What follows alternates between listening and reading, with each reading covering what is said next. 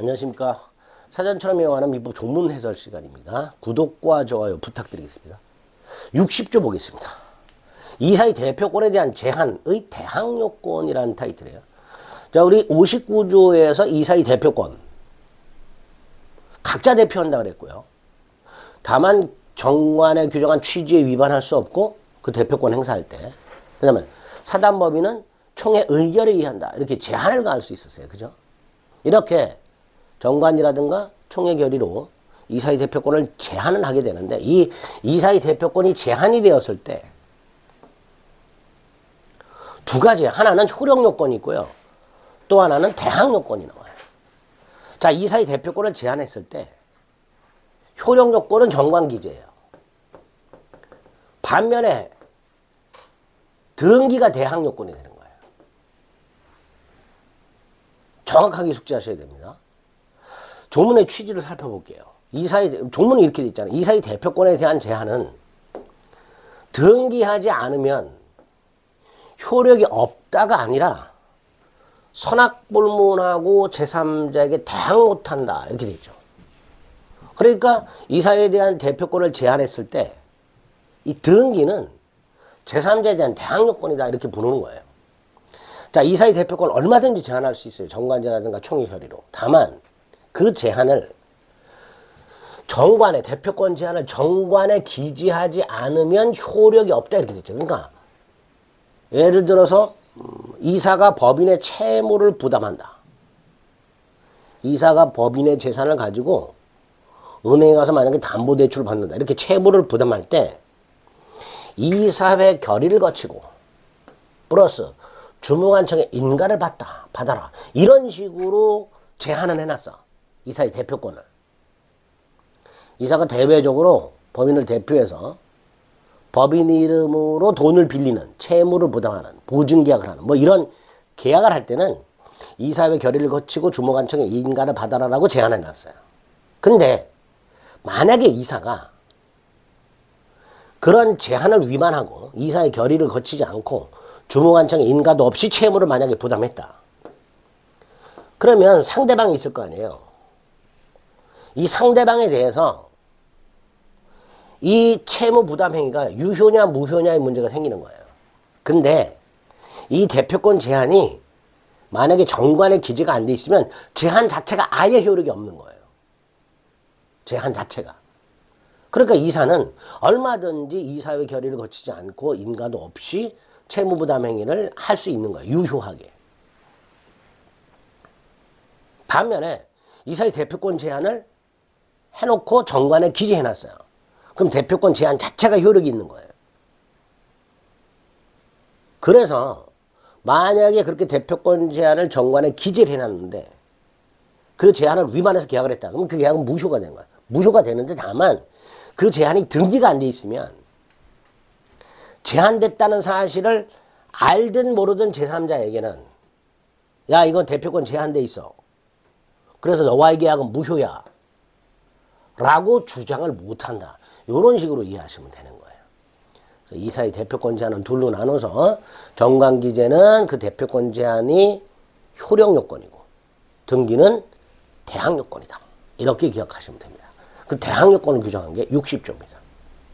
효력 요건을 규정한 건 41조였었죠. 이사의 대표권 제한을 정관에 기재하지 않으면 효력이 없다. 41조.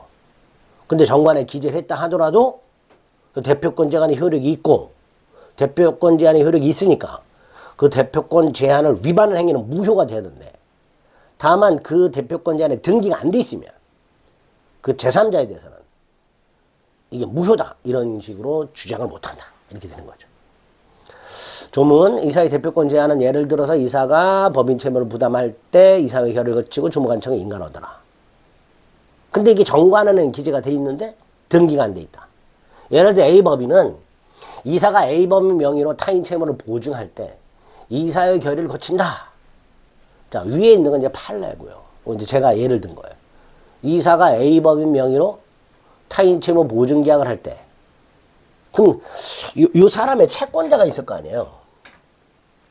예를 들어서 A법인 이사가 B의 C에 대한 채무, 그리고 보증을 쓴단 말이에요. 그럼 이 보증계약은 이 법인이 하는 거죠. 법인의 이사가 비의 채권자와 보증계약을 하는 거예요. 그죠?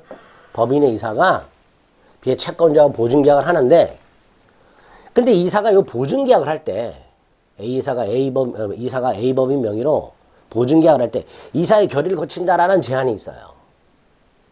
근데 이 제한이 정관에는 기재가 돼 있어.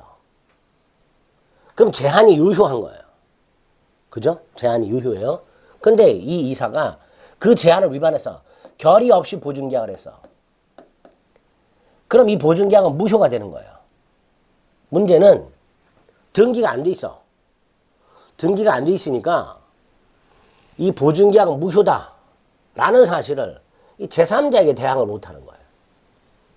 제3자에게 대항을 못하는 그런 의미로 이해하시면 됩니다. 그래서 이렇게 제한이 돼 있고 정관은 기재했지만 등기를 하지 않은 상태에서 A법인의 이사 갑이 이사회 결의를 거치지 않고 을의 병에 대한 채무 부담하는 채무에 대해서 A법인을 보증인으로 하는 채권자 병과의 보증계약을 체결했을 때 그때 A법인은 이사 갑이 이사회 결의를 거치라는 대표권 제한을 위반해서 이사회 결의 없이 체결했으니 그 보증계약은 A법인에게 무효다 라고. 무효예요. 무효인데 왜? 정관은 기재했으니까. 다만 그 무효라는 사실을 병에게는 주장할 수가 없다. 이때 병이 정관에는 기재가 돼 있을 거 아니에요. 대표권 제한이. 그러니까 이 병은 이사가 나하고 보증계약을 할 때 이사회 결의를 거쳐야 된다는 사실, 근데 이사회 결의를 거치지 않고 나와 보증계약을 한다는 사실을 몰랐냐? 아니면 병이 이미 정관을 확인해서 알았냐? 이걸 따지지 않고 제3자에게는 대항하지 못한다. 이렇게 해석을 한다는 거죠. 제3자에게는 무효를 주장하지 못한다. 이렇게 됩니다. 이사의 대표권은 정관으로 제한할 수 있고 등기하지 않으면 제3자에게 대항할 수 없다니까 등기하면 대항할 수 있다. 이렇게 되겠죠. 사단법인 정관에는 대표권 제한에 관한 규정이 있어. 근데 그 대표권 제한을 등기를 안 했어. 그럼 법인은 그 대표권 제한에 대한 제3자의 선악에 관계없이 그 제3자에게 뭐 하지 못한다. 대항하지 못한다. 이렇게 되겠죠. 판례도 이렇게 말하죠. A법인 정관을 확인해서 병이 대표권이 제한되어 있다는 사실을 알고 있었다 하더라도 악의라 하더라도 그 병에게 대항할 수 없다. 이렇게. 법인의 대표자가 법인 채무를 부담하는 계약을 체결함에 있어서 이사의 결의를 거치고 승인을 받고 인가를 받도록 정관에 규정이 돼 있어. 그럼 대표권 제한은 효력이 있는 거죠. 대표권 제한이 효력이 있다는 건 그 대표권 제한을 위반하는 행위는 무효가 된다 이런 뜻이에요. 근데 그와 같은 대표권 제한이 등기를 안 했단 말이에요. 그러면 제3자에게는 대항을 못한다는 거죠. 무효라고 주장을 못한다는 거죠. 그래서 법인 정관에 이런 규정이 있는데 정관에는 등기가 안 돼 있으니까 법인이 제3자에게 선악을 문망하고 이런 제한을 위반했다. 따라서 보증계약은 무효다. 라고 주장할 수 없다. 이렇게 해석을 한다는 거죠. 판례가. 뭐 복잡한 것 같아도 별거 아니에요. 대표권 제한했다. 정관에 기재해야 제한의 효력이 있는 거고.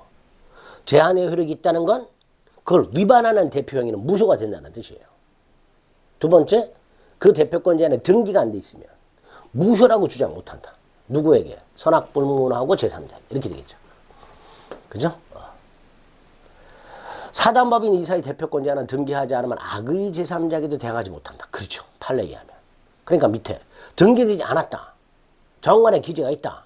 하더라도 악의 제3자에게 대항할 수 없다라고 해야죠. 이런 것들이 판례의 태도로 물어보게 되는 겁니다. 이사의 대표권 제한에 관한 60조 살펴보셨습니다. 분명히 구분하세요. 정관기재가 효력요건이고 등기가 대항요건이다. 그리고 대항요건은 선악불문하고 제3자에게 대항하지 못한다. 판례의 태도까지 기억해 주시기 바랍니다.